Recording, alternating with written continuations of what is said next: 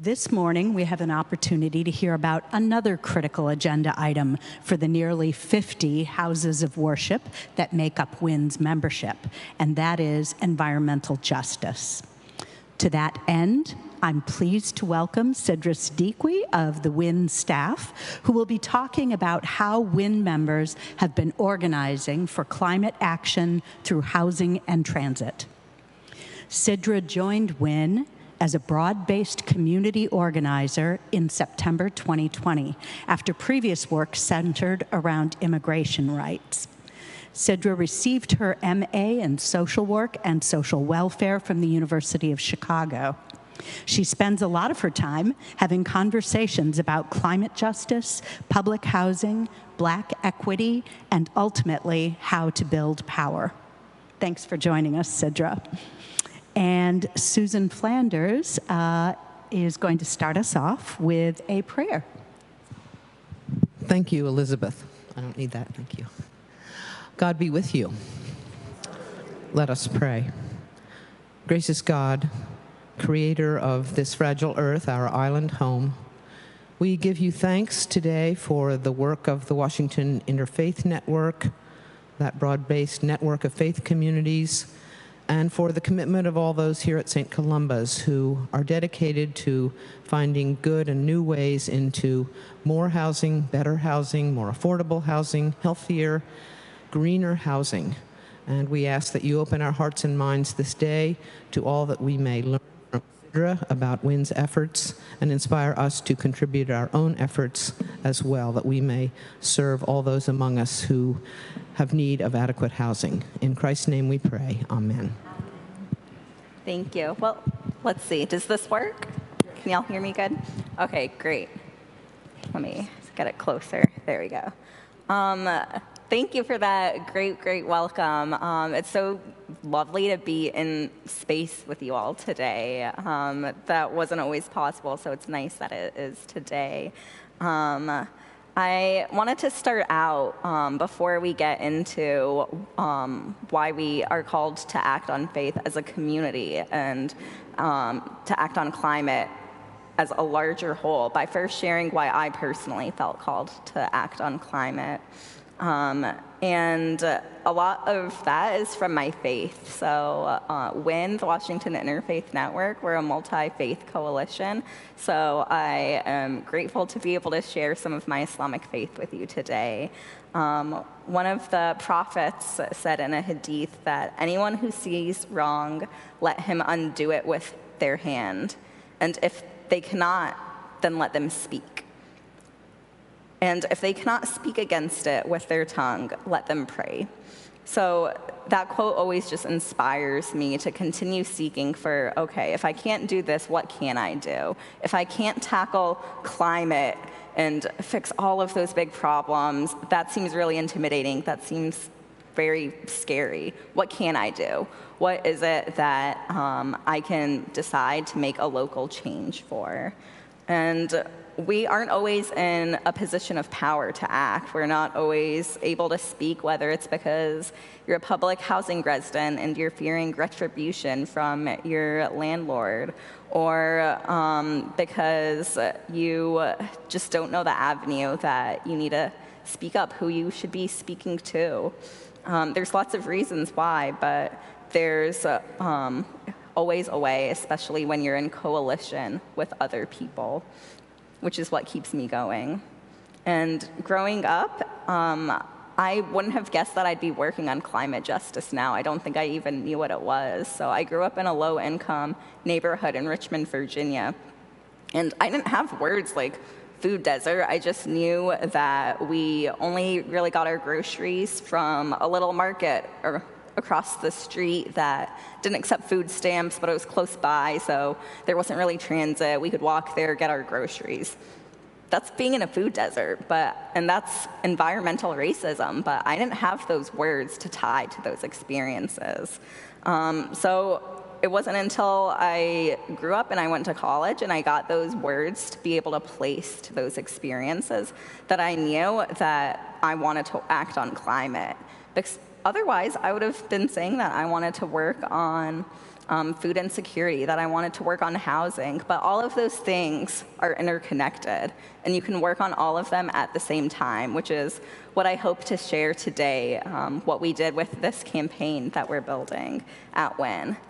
And when I first joined WIN in 2020, I came on and I was shared this story about WIN organizing years and years ago, how we were weatherizing homes, 100 homes in DC, fully weatherized was the hope. But as folks began weatherizing those homes, insulating the windows, it became clear that if we continued doing that to the full extent possible, it would actually be detrimental to the residents because they were beginning to experience carbon monoxide poisoning. That's how inefficient their appliances in their homes were, that the gas was leaking out and poisoning them, impacting their health.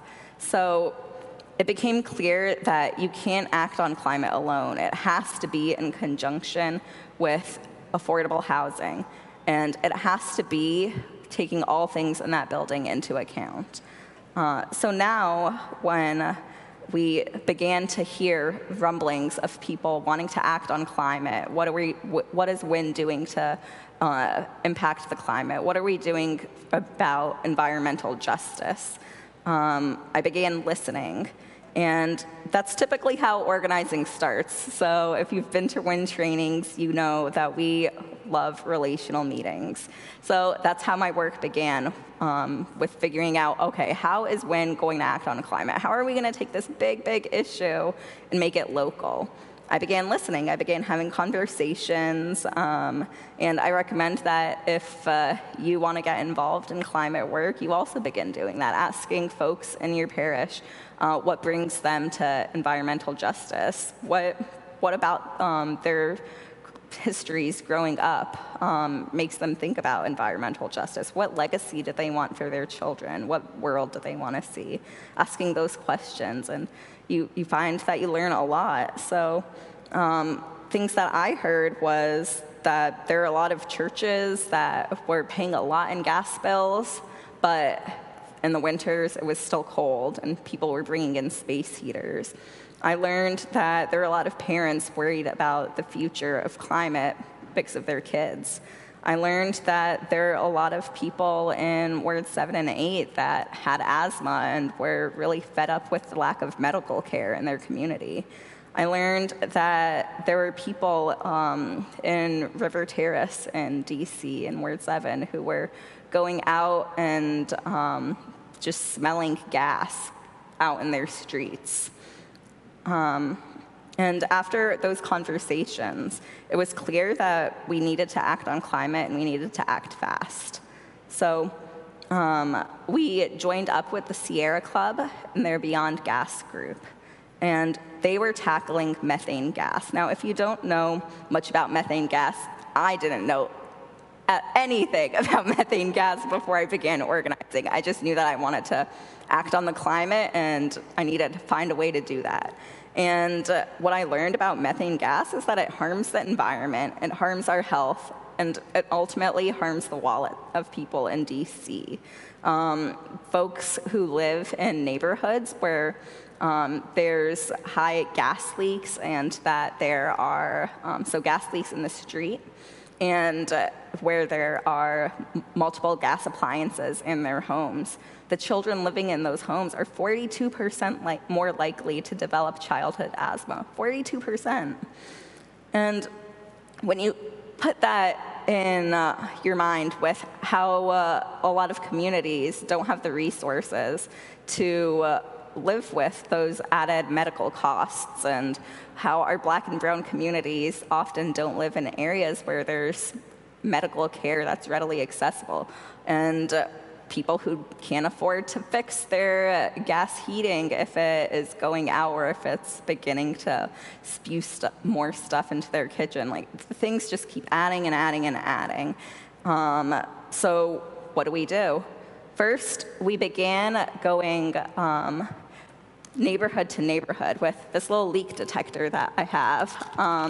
And it's pretty easy to use. You just stick it in the ground and it tells you a reading of methane gas. So we began doing that in different neighborhoods. And the first neighborhood we did it in was River Terrace, the neighborhood where people were coming to us telling us that they were smelling gas. So the first time we put it in the ground, we got a really, really high reading, and that was right outside of their church. And we kept walking with it and taking note of all of the gas leaks that we were finding. And we saw a man walking his dog, and he told us, my dog always walks slower on Blaine Street, and whenever the dog does that, I smell the air and I smell gas. You should go over to that street. So off we went. We went to that street. We put the gas detector in. One of the neighbors was outside watering his garden, watching us. So we told him what we were doing. He came out too. And the gas detector immediately starts beeping red because it was the highest level that this can detect. So we call Washington Gas, and their response was, well, sorry, the number you're giving us isn't fully explosive, it's just halfway to explosive, so we can't come out and do anything. And that probably wasn't a coincidence that that neighborhood was primarily low-income black homeowners, and if anything could radicalize that neighborhood, it was that interaction right there, where a resident was hearing a conversation with Washington Gas, basically saying, sorry, we're not going to do anything. So from that moment, I realized that, okay, fixing every single gas leak in the district isn't going to be the solution. The solution is going to have to be a full transition off of gas and onto greener options, so onto electric. Electric has the ability to always get more and more energy efficient. With gas, it's gas. As we were beginning to build our team, we were doing leak detections, we were listening to stories, and we began to get a power analysis of the district, of thinking, okay, if we were thinking of all the gas pipes in the district, how much would it take to replace all of the leaks? So we were asking folks at the Department of Energy and Environment that question. Their response was, it would probably take $5 billion. $5 billion.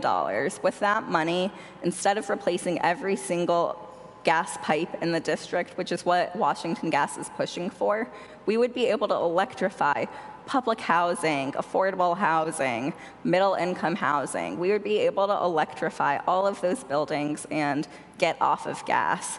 So why aren't we doing that? We began to dig deeper, and as you can imagine, there's always money at play. And Washington Gas, it was described to us by folks at the DC Green Bank, which gives DC residents different subsidies when they buy non-gas appliances.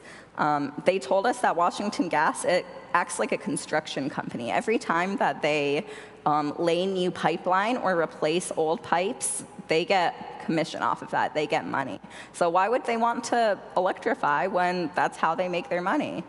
So we began to do testimonies at council because we knew that the Public Service Commission, they're the ones who regulate the district's utilities. They regulate Washington Gas, they regulate DC Water. If we wanted to get them to act, we needed legislation from the council. So we began thinking, okay, if we can't get the Public Service Commission to act, it's not in their self-interest. Then who do we ask next? And we began going up the ladder of power. And I'll share for you now a video that we took when folks were testifying at DC Council for getting off of gas. And I think it gives it gives a little bit of color to the work that we do and shares some of the faces of the great leaders that have been doing this work diligently. So I'll play that now.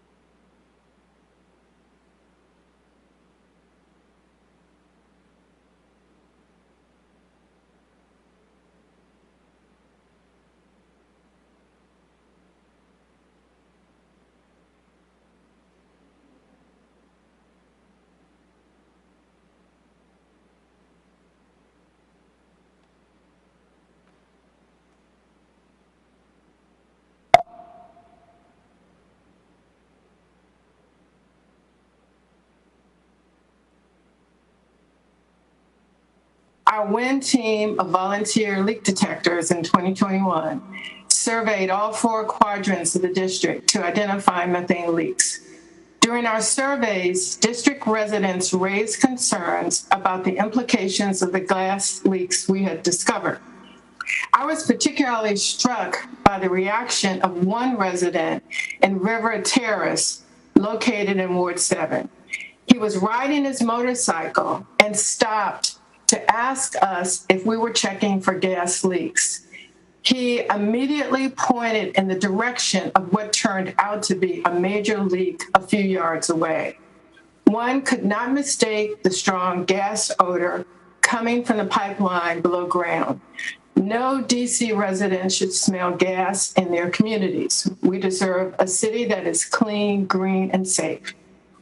In total, WIN found nearly 400 leaks spanning all 8 wards. In DC, the largest source of greenhouse gas pollution is from buildings, with nearly a quarter coming from gas. It's unacceptable. Methane gas we burn in our homes is not only bad for the climate, but for public health. As you heard, the gas infrastructure is crumbling. Now is the time to rise up and move on a fast, just and equitable transition to the future. We need our elected leaders to hold PSC accountable, benefiting me and my neighbors first, not the utilities approaches of the past. Awareness is key, and we know that clean air should be a basic right. We have dealt with David and Goliath situations numerous times throughout our community with Pepco, with Shell, with the hydrogen stations. That was the first hydrogen station that had ever been placed in a residential neighborhood. So we've been guinea pigs. Children in homes with gas stoves are 42% more likely to develop asthma. And I have to wonder, since kids in Ward 8 are 10 times more likely to visit the hospital because of asthma, how much of their illness is connected to methane in their homes, their school, or in their community? I want to live in a city that is clean and healthy, which means there won't be any leaks. I learned that methane gas is not only smell toxic, but is bad for our community's health and environment. My vision of a healthy community is people respect the earth and don't smell gas in their streets. There's Washington Gas and its fossil fuel multinational Canadian parent, AltaGas, wants $4.5 billion or thereabouts in the next 10 years to do wall-to-wall virtually pipe replacement for an energy system that needs to go away. Let's take that money and use it to buy electric school buses, electric transit buses, up our grid, and help the owners of low income and moderate income home and building owners do the transition, because it is going to cost money. But once we do that, we are going to have an energy system that will serve us, that will have our families healthier, that will ultimately be more economical, that will provide more green local jobs than the fossil fuel system provides.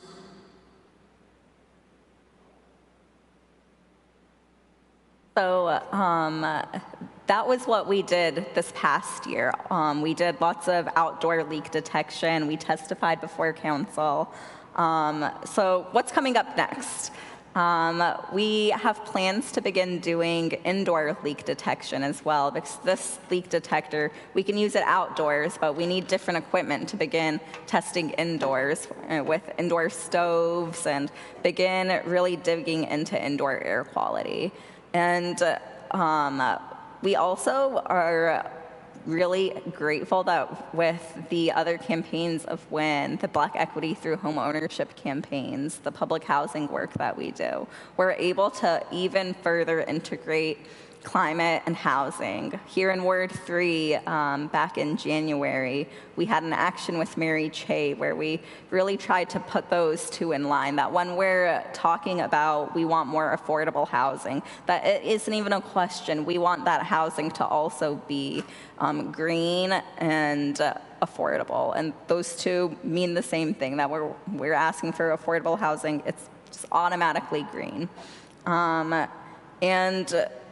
with public housing in the coming year, we're trying to really push for the redevelopment of multiple properties. So there's lots of properties in the district, as you can imagine, for public housing that are just in utter disrepair and are up for redevelopment this year, which is great. So we want to look at those RFPs, those requests for proposals in the coming year, and make sure that we're pushing for it to be as green as possible, and working with developers to make sure that they know that's part of our criteria when we're looking at a building, that we want residents to be able to live in an environment that is free of mold, that is comfortable to live in, that it's not getting incredibly hot in the summers and incredibly cold in the winters, that people, all residents in DC, have a right to a comfortable home that is affordable, and that they aren't kicked out of the place that they grew up in.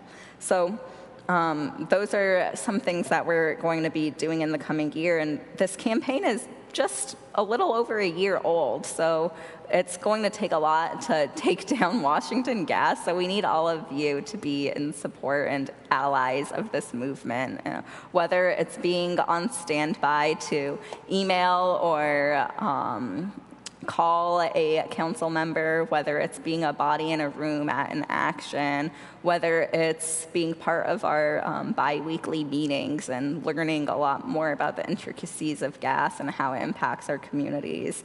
All of those ways are really helpful to the cause, as well as doing those relational meetings. So I am happy to open the floor up now for questions and even just comments, hearing what you guys have to say. So thank you.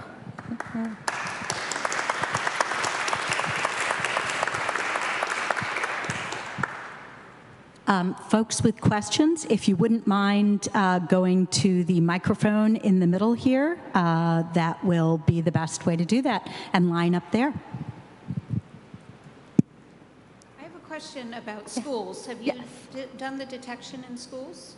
We haven't done the leak detection nearby schools, like with school groups. When we were in neighborhoods and there was a school there, we would do the leak detection. But I mean, if you have a community at a school, whether it's like through the PTA or if you have a kid who has friends who want to go leak detecting, we're more than happy to.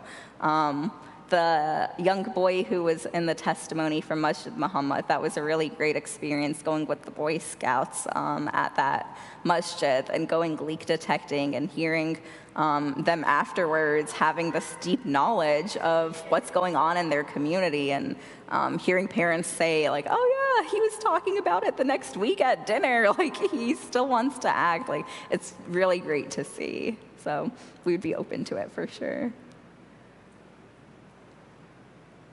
Good morning. Good morning. I first would like to thank you for coming. It's a very generous use of your time, and we appreciate it very much.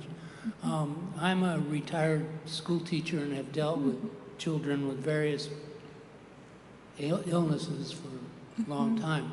And it's hard to attribute a childhood illness to any one thing. I'm sure gas leak is a contributor, as are pests, rodents, lead paint, on and on and on.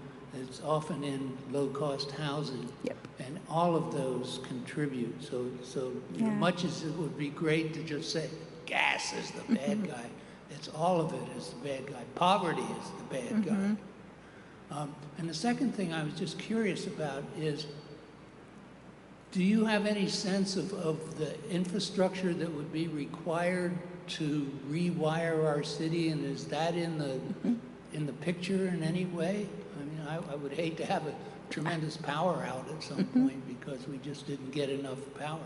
Yeah, definitely. So for the first point, like, yeah, definitely. Lead paint, all of those other contributing factors are impacts. There's lots of studies on how gas specifically impacts a child's health. So we've been really digging into those. The Rocky Mountain Institute is a really great resource that has lots of those research studies, and is where that 42% more likely statistic came from. And then we need to act on all of those. Like when we're in community with public housing residents, when we're having conversations, we're not saying, oh, hey, like, what do you think about gas? We're saying, hey, what would it look like if you lived in your ideal living situation? And they talk about the heating, they talk about lead paint, they talk about the water quality with lead pipes, they talk about all of those things. And when we're redeveloping buildings, we need to make sure that we're addressing all of those. But gas is certainly one of them. And then we've been really wanting to make sure that when we think about infrastructure, we're definitely thinking about what spots in the district have frequent power outages. Where would we need to put more money from lots of federal climate funds that are coming into the district, making sure that those are allocated to those areas. So we're really beefing up the electrical grid before we do electrification, because we don't want to add more problems onto people's plates. And when we began doing that research, we found that there's a lot of areas that are ready for electrification. So let's start with those areas, and many of them are in low-income neighborhoods that would be able to handle more electrical power onto the grid. So that was really a hopeful finding. Mm-hmm. In your effort to convert from gas as a source of energy to electricity, mm-hmm. are you advocating for Washington Gas to play a particular role, or mm-hmm. are we just bypassing them completely? I mean, if you're advocating to Washington Gas, or are you, and does that make any sense, or just going around them? Yeah, well, we don't see it that it's our role necessarily to tell Washington Gas what they need to do. We're more focused on what the district needs to do. So the district needs to transition off of gas. And Washington Gas has a choice. They can look to other sources, geothermal. There's a lot of other areas like Massachusetts doing really interesting things with their gas companies that are becoming more energy efficient and going off of traditional methane gas. But Washington Gas doesn't seem interested in doing that in the district. So what we're really focused on, and that's for now, like organizing is fluid, it can change. But for now, we have been really focusing on what we need to push the district to do to transition off of gas. Hi, I'm Reed Detchen with the Environment Committee. And I wanted to riff a little bit on this topic because we kind of bridge two worlds here. It's good to see WIN taking on these issues in a way that I had not expected. But let me just, to put it in perspective, about Sidra talked about methane. Another way that's been characterized by the industry is natural gas. We all have, most of us have natural gas in our houses. And it's leaking from our stoves just as it is from stoves in affordable housing. So this is not a problem of poor people. This problem is a problem for all of us. And one thing I've learned from this is always run your exhaust fan when you're using gas, because otherwise nitrogen oxides and other things are leaking from the gas stove and are affecting your health. So that's very important. Now, I want to come back to that, and don't let me forget it, because what's the alternative? But to go back to first principles here, by 2050, the world has to get off of fossil fuels. We are in an emergency to reduce our carbon dioxide emissions because we are ruining the planet. And we can see it every day in every way. Hotter planet, more extreme weather, et cetera, et cetera. I used to think, and I've been in this energy game for 30 years, I used to think natural gas was part of the answer. Because if you burn natural gas in a power plant, it gives off a lot fewer emissions than coal does. And so moving from coal to natural gas was a great step forward, so I thought. It turns out that if there is just a 1.5% leak in the gas system, that its net emissions are just as bad as coal. 1.5%. Well, okay, we can tighten up the system, but then what about the infrastructure right here in our communities? And now we have Sidra and Barbara Briggs going around with this leak detector and finding explosive amounts of gas coming out of a gas pipe. You think, how are we ever going to fix that? Oh, the answer is $5 billion. Well, do we want to put $5 billion into a system that we have to get rid of by 2050? We have to go all electricity in every way, and we have to make our electricity system all renewable. So that's the overarching picture here. But to Tom's good question about what does this involve, electrifying the city? The city is electrified. I think most of us have electricity. This is not a problem. Now, of course, some houses will have to have maybe a 220 outlet so that they can have an electric stove. But these new induction stoves, and this is one thing I wanted to get to, because my wife, God bless her, I like cooking on gas. You know, don't get rid of my gas. You know, okay. Well, it turns out, I don't know if you've used induction cook stoves. These are relatively new. They're the flat surface. They're cool to the touch even when they're on. They work in connection with the metallic part of the pan.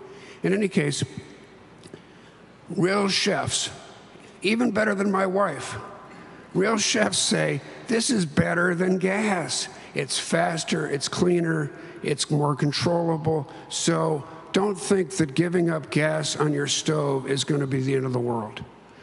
So the last thing I wanted to say was that to think about when, I think about affordable housing, I think about we have to have affordable housing in Ward 3. We have to be part of the solution, not just be part of the problem, et cetera, et cetera. So then to think about, well, these are the communities that are being poisoned the worst by inefficient appliances, gas stoves that are leaking, et cetera, et cetera. If we're going to build new housing, at least let's build it right. Let's build it all electric. And we're not asking people to rip out things. We're saying, if we're going to go forward together, let's do it right. So I didn't pay Elizabeth too much for that. But so that's a long riff, Sidra, but maybe some stuff you wanted to add to. Yeah, thank you, Reed. And my family is exactly the same way with gas stoves. My mom in particular, we're Pakistani, so she was like, wait, Sidra, you're going into work around getting rid of gas? How am I going to make my chapatis in the morning? Like, I need the flame to do that. So I was like, okay, I'm going to look and find an answer to make sure that there's like culturally relevant solutions. And they really do. They have like cool things that you can just like put on top of your induction stove, like to elevate it to make those kinds of flatbreads. So I was like, okay, we've got something. There's a lot of articles, one in particular that I like by the Dow Jones about how Washington Gas really used their communications to manipulate people into thinking that gas stoves were better, and that when you get really down into the science, that isn't the case. So I see we've got some more questions. Hi, it's good to see you.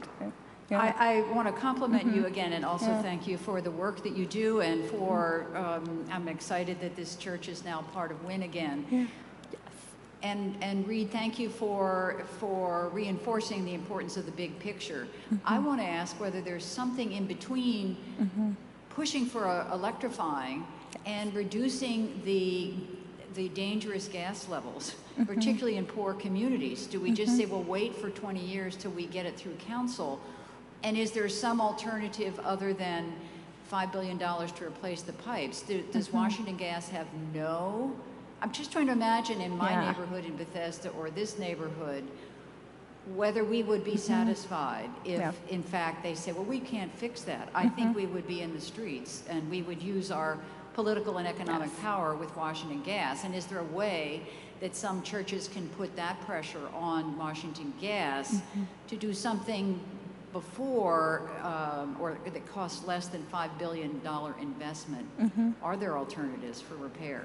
Yes. So the I totally agree. Like, going big picture, it feels good, you're making a difference, but when it gets down to it, it's really hard to make changes unless they're really deeply rooted in local activity. So we've been looking at areas in the district that we can push for pilot projects of electrification, where we take one block of a low-income neighborhood and begin there and electrify, and then go block by block. So in the coming year, those are things that we're going to be exploring and pushing. So when we do that, we're going to need people who say that they support it, and to come out with those residents and say, like, yes, I believe that you do have a right to a healthy home. So areas that we're looking at doing that are like in the River Terrace neighborhood, also in some cul-de-sacs in Maryland. So we have, the great thing about WIN is that we have sister organizations. So one of them is Action in Montgomery, so AIM. You find that we all have snazzy little acronyms like WIN and AIM and PATH. So we will be expanding this work into Maryland and looking at pilot projects, both in DC and Maryland, that we can do. And so that's one thing. Working really deeply in public housing is another. So the buildings that we have the deepest relationships right now are Potomac Gardens, which is in Hill East, Langston Terrace in Ward 6, and Benning Terrace in Ward 7. And we're really pushing for those to be electrified. So that's something that's really local, that has multiple targets. So it's not just DC Council, but the department, DCHA, the Housing Authority.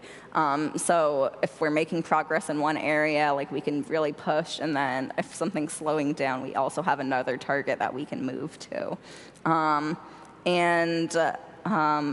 Right now, one of those targets isn't necessarily Washington Gas. I think it's something that we've talked about, like whether we want to have a conversation with Washington Gas and see if they're open to changing. But from what we've heard from our climate partners like Sierra Club is that that would really just be a waste of time, because they're not interested. So eventually, we think they're going to come to us for a conversation, and we'll wait for that. But those are the really deeply local actions that we're planning. I want to join the chorus of thanks, Sidra, for your coming out, not just to spend time here, but as you do all over the city and the kind of work that you do. Also for partnering with the Sierra Club. I think it's important that people understand the role of our environmental organizations and NGOs that are too often overlooked. I wanted to ask you on how to increase your clout, and what is WIN doing to increase the number of congregations involved. I think you said there were 55? Yeah, there's 55 congregations in WIN. When we're trying to get them all involved in the climate work. So what I wanted to ask is, what is your strategy to get new congregations? Is there a strategy to do that? And what are the obstacles or impediments for congregations when they're approached, or why wouldn't they? So what? That's what I want to know, is how you're going to get more, and why some churches or temples or mosques wouldn't.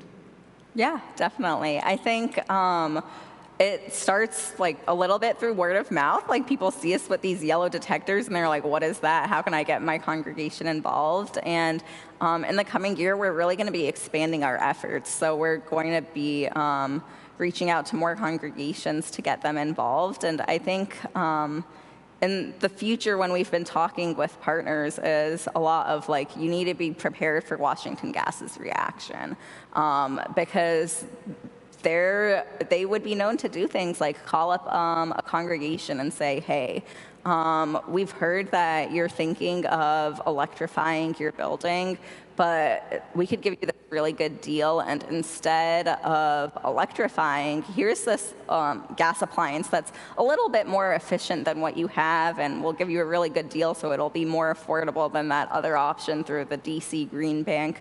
So what we need to do is really inoculate that before it happens. Make sure we're talking with our congregations at every level, from people in the parish to pastors to building managers, making sure that folks know that that conversation that might happen and that decision, it's a decision that is rooted in justice, and that their response is going to reflect that. So that's a little bit. And then also, if folks are ever interested in going out and doing some leak detection, which is an organizing tool that we've really enjoyed because it gets folks out in the streets and also is a really great way to have a conversation while we walk and learn more. So that's one way more congregations can get involved. And then we also meet every other Thursday. Yeah, and we can, Reed found a gas cap right outside the church. So after the presentation, we can go and detect if folks are interested. Yeah. I apologize, I came late, so you may have already talked about this. But of course, the Washington Gas is a regulated monopoly. And so the government has a huge amount of say. They can't simply give an incentive that's illegal. They have to be, it has to be approved by the Public Service Commission. Right. I assume that, I work more in Maryland, but I assume there's a Public Service Commission in Yes. DC. Yeah. And so we do have a huge amount of leverage if we can, you know, it isn't like saying to Giant Foods, yeah, we don't want you to sell sausages or something. Yeah, definitely. So we, there is a different kind of leverage. Yes, we wouldn't be in this fight if we didn't think that it was possible to win. Yeah, so it is very much legitimately political. Yes. The other thing you were talking about, gas leak, that you needed different equipment to test in the home. And I've been a landlord, and I know, gas leaks are a real issue in apartments. But what I believe the real issue inside of homes is the gases left over after combustion. That it isn't truly a gas leak. Right. It's just it's the natural, you're using the gas stove. Occurrence of you burn fuel in your house. Yeah. And so, it isn't something you can minimize by fixing a leak. It's really, you can only minimize it by replacing the appliance. Yeah, by electrifying. Yes. Yes, yeah, you're correct in that. So and that's one of the reasons why we haven't been pushing for every single leak in the district to be fixed. Yes, the most explosive, the ones that are dangerous, those need to be replaced and replaced immediately. But in terms of the long-term solution, that's just patchwork solutions. That's just a Band-Aid. We really need to electrify, and that's the ultimate goal. So when we're planning on doing indoor leak detection, most of it is just going to be naturally, like when you turn your gas stove on, there's fumes that are emitted, and we want to begin detecting those, how much they are from the second you turn the stove on to like 10 minutes after the stove is off. Those kinds of things. And then also with like furnaces and things like that. So, and then to the first point about the Public Service Commission, yes, the video that we played of folks testifying, they were testifying before council regarding the operating of the Public Service Commission. So one of our leaders, Barbara Briggs from the Friends Meeting of Washington, she had a conversation with someone at the Public Service Commission, and this is right before I joined WIN. But she had a conversation, and she was talking to them about what it would take to get them to begin mandating Washington Gas to use greener solutions and to transition the district off of gas. And their response was, well, we see it as our role of keeping the utilities really robust. And if we green the district, and if we ultimately meet the district's climate goals of getting off of gas by 2050, then we wouldn't be keeping the Washington Gas, we wouldn't be keeping that utility robust. So unless we get legislation from council mandating us, then we're not going to act on it. So when folks were testifying, they were testifying in order to get that legislation across, and we're going to continue doing that. So I hope that gives some context. This has been a terrific conversation. Thank you so much, Sidra. Thank you guys.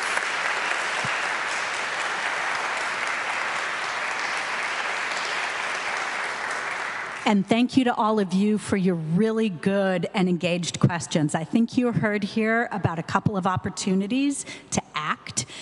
One of those, if you'd like to take a few minutes after this meeting, Sidra and Reed will be going out to the corner and doing a gas leak detection operation right here and now. So if you got 10, 15 minutes, head on out with them. And more to the point, perhaps, did I get anything wrong? Is that okay? No. More to the point, you heard Sidra say that they have bi-weekly meetings where they're planning these actions. They're hearing from people in communities like Langston Terrace, like River Terrace, about the issues they have and how to prioritize action going forward. And part of the way that we bring this out to congregations is through meetings like this to help build interest and support. That's why the Environment Committee asked for this presentation. If you're interested in attending those meetings, Sidra, what's the best way to get on that list? You can sign up for the WIN listserv, or you can email me. My email is winsidra, so winsidra@gmail.com. Yes, and if anybody has a question or needs that afterward, please contact me. I'd be happy to provide that. But thank you so much. Really appreciate this, and thank you again, Sidra. Yeah, thank you all for having me. This is great.